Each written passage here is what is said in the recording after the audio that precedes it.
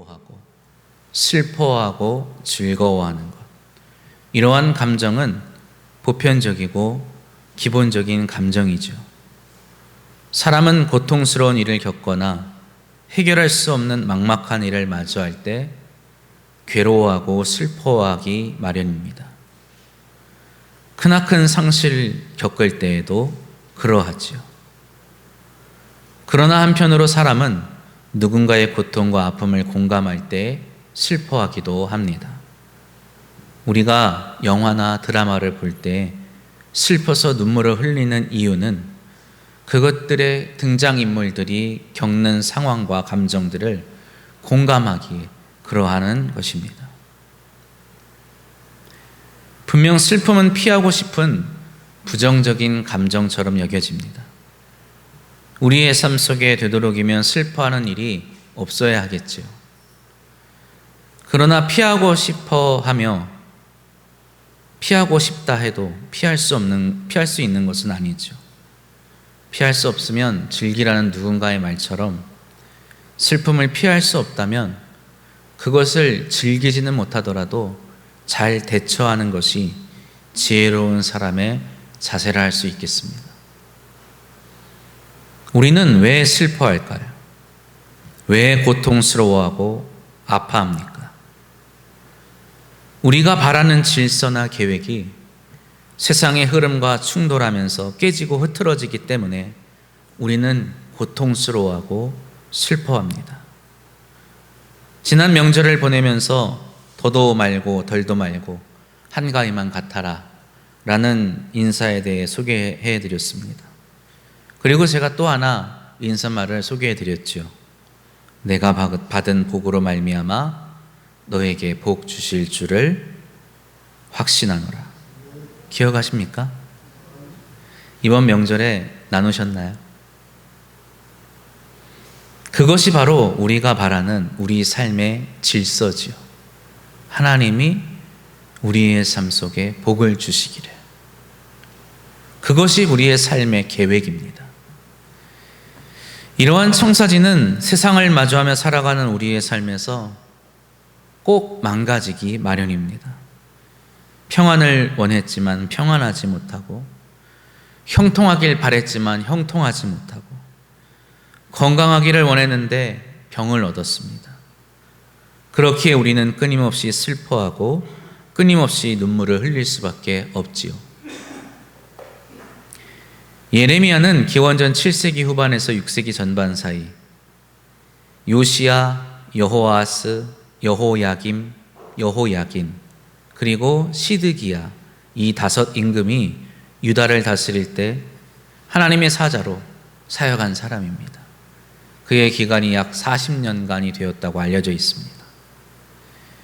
예레미야는 흔히 눈물의 선지자로 불려지기도 하는데 그만큼 그는 구약의 다른 예언자들보다 자신의 내면에 있는 심리를 그대로 솔직하게 표현하는 것으로 유명하지요. 그의 탄식과 애가는 자신의 처지와 심리를 표현하는 데 그치지 않습니다. 동족인 이스라엘 백성의 허탄함과 무지몽매함을, 그리고 그러한 그들을 바라보시며 슬퍼하시는 하나님, 이들의 감정을 공감할 수 있기 때문에 예레미야를 읽으면 우리는 복잡하고 이해하기 어려운 측면이 많이 있지요.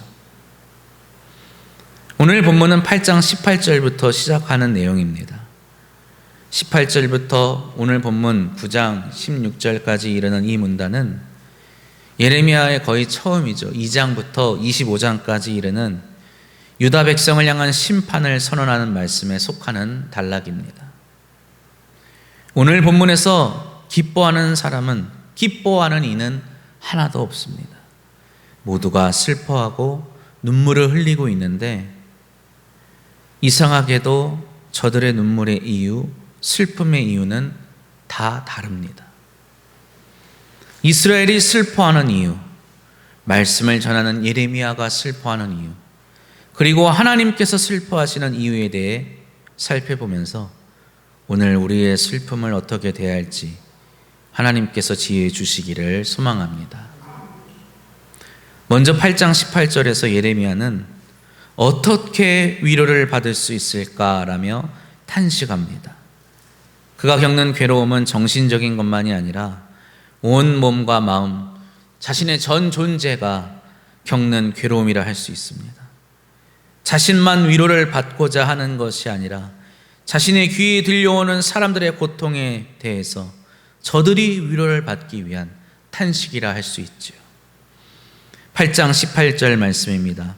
슬프다 나의 근심이여 어떻게 위로를 받을 수 있을까? 내 마음이 병들었도다. 지금 그의 귀에는 이스라엘 백성들의 부르짖는 소리가 들려옵니다. 백성들은 무엇라 부르짖습니까? 8장 19절 말씀입니다. 딸 내 백성의 심히 먼 땅에서 부르짖는 소리로다. 여호와께서 시온에 계시지 아니한가? 그의 왕이 그 가운데에 계시지 아니한가?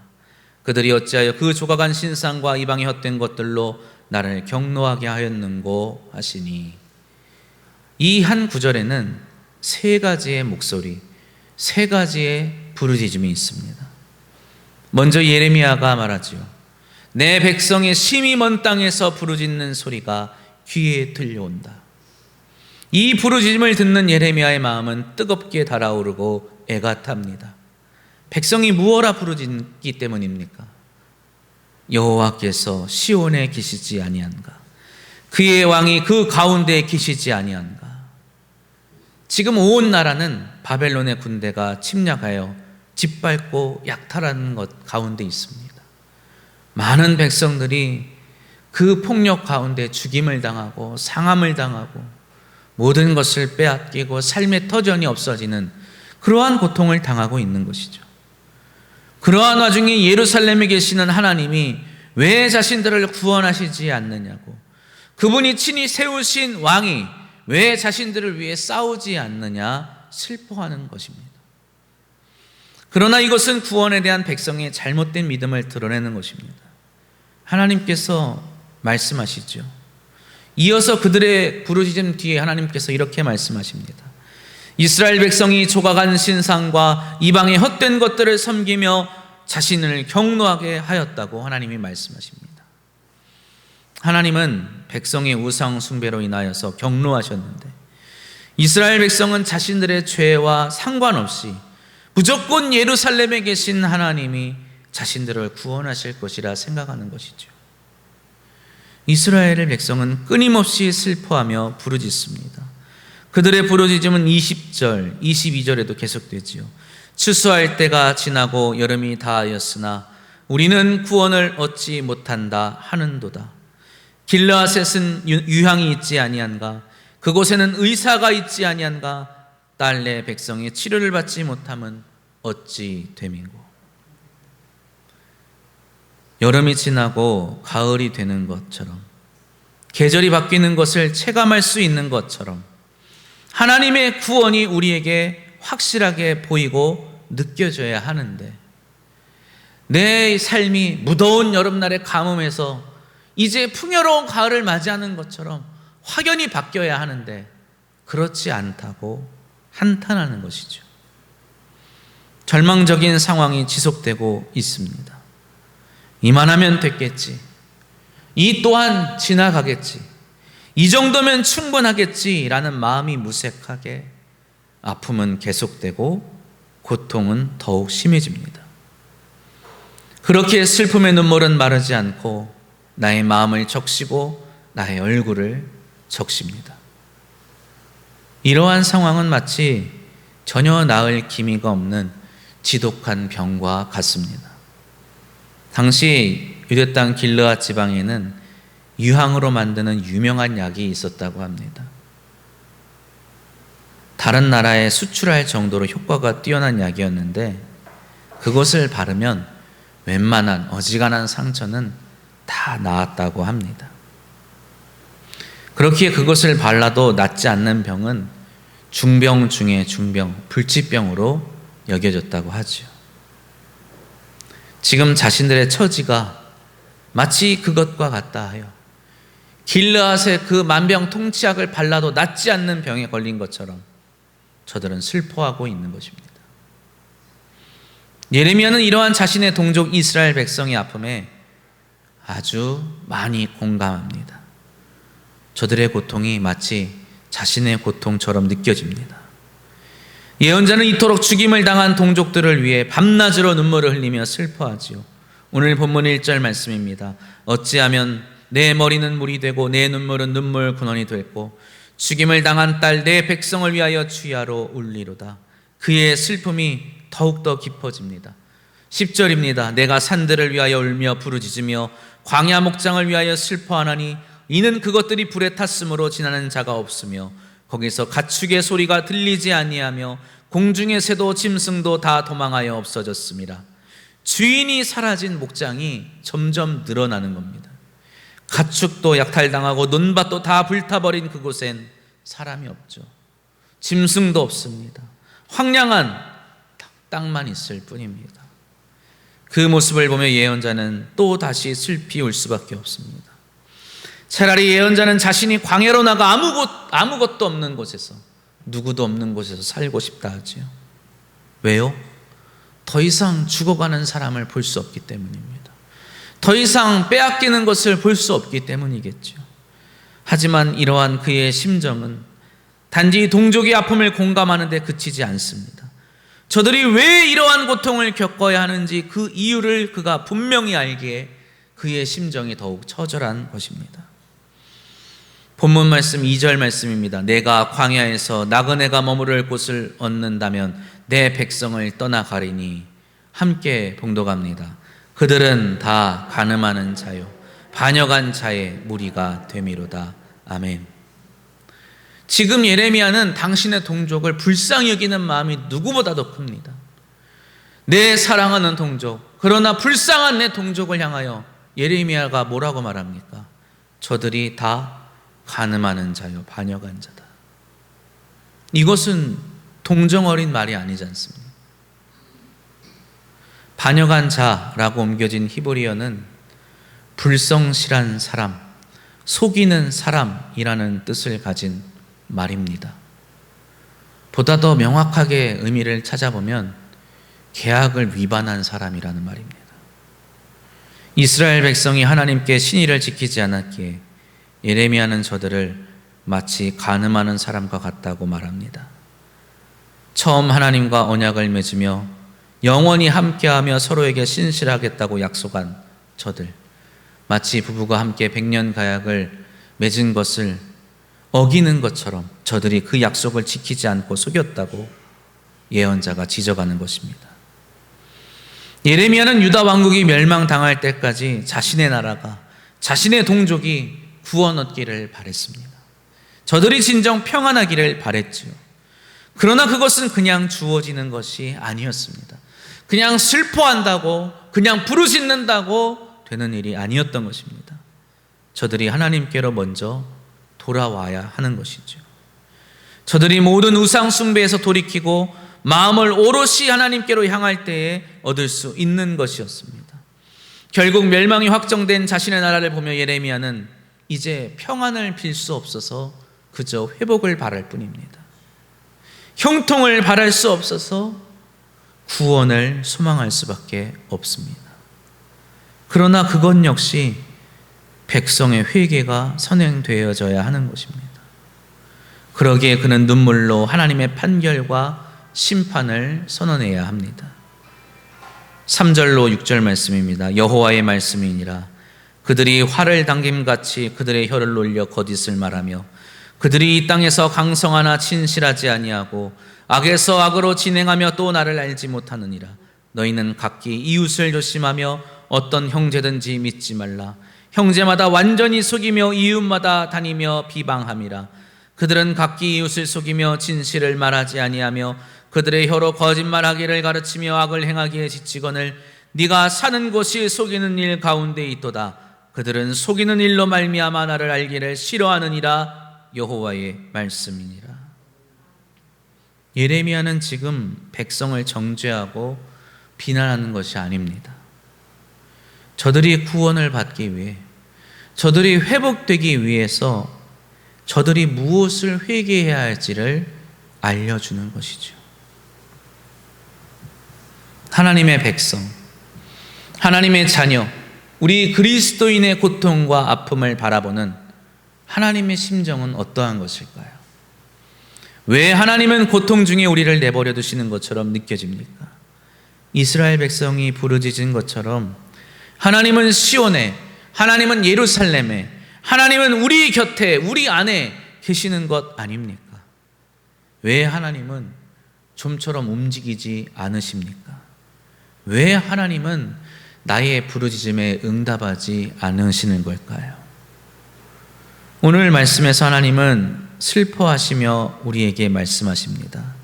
7절입니다. 그러므로 만군의 여호와께서 이와 같이 말씀하시되 보라, 내가 내 딸 백성을 어떻게 처치할꼬 그들을 녹이고 연단하리라.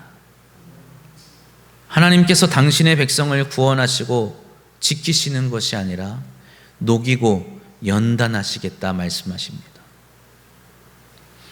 왜 하나님이 이러한 선택을 하시는 걸까요?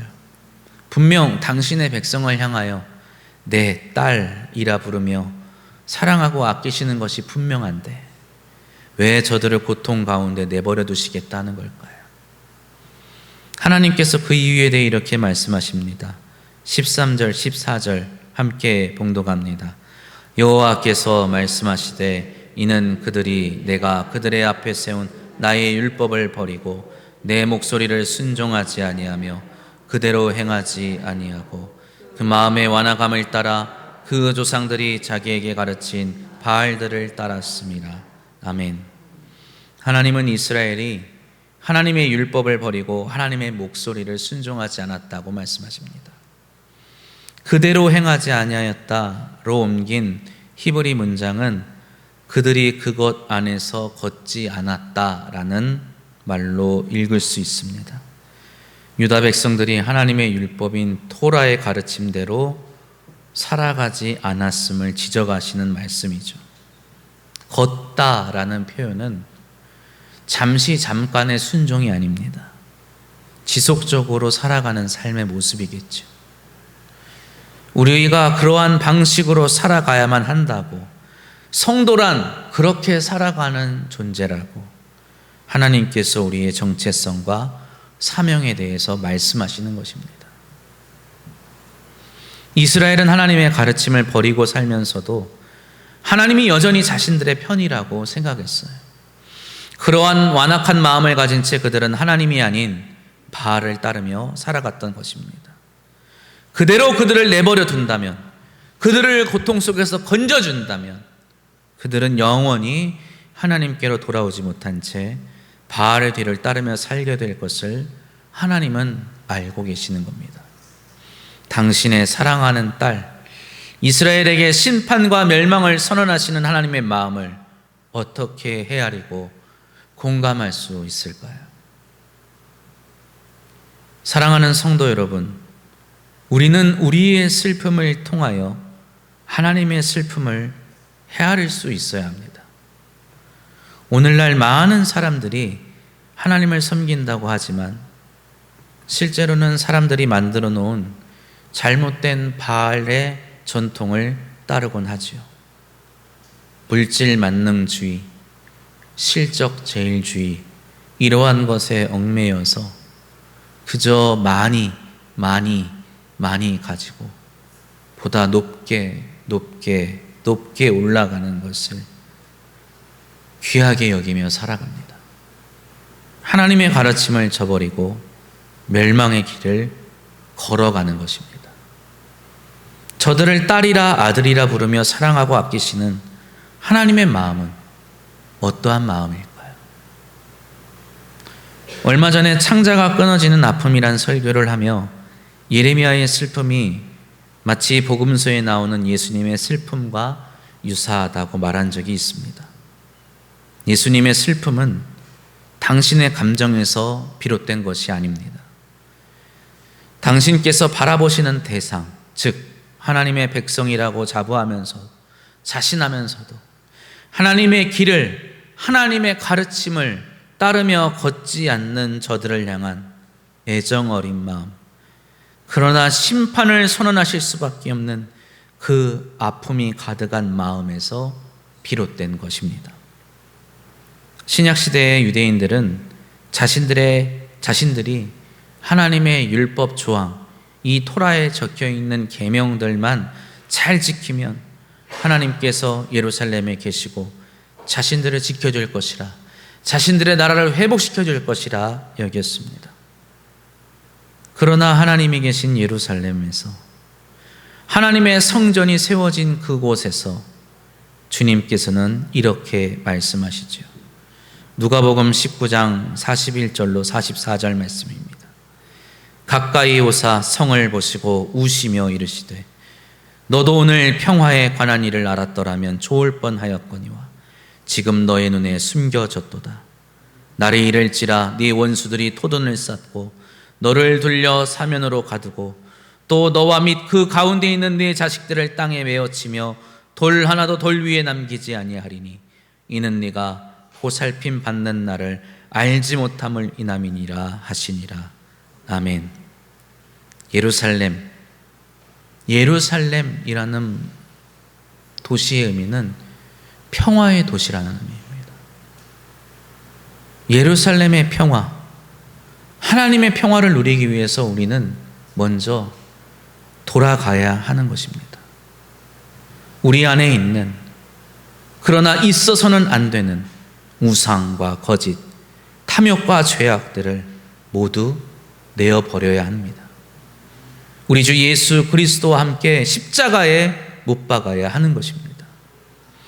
이전에 나는 그리스도와 함께 죽고 복음 안에서 새 생명을 얻은 그리스도인이 주님과 함께 살아나야 하는 것이지요. 우리의 모든 슬픔이 우리에게서 비롯된 것은 아닐지라도 우리가 저지른 잘못으로 인해 슬픔이 찾아온다면 반성하고 하나님께로 돌아가야 하는 것입니다.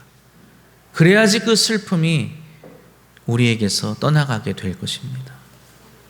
우리의 슬픔이 나의 슬픔이고 나의 슬픔이 곧 하나님의 슬픔이라는 것을 기억하시기 바랍니다.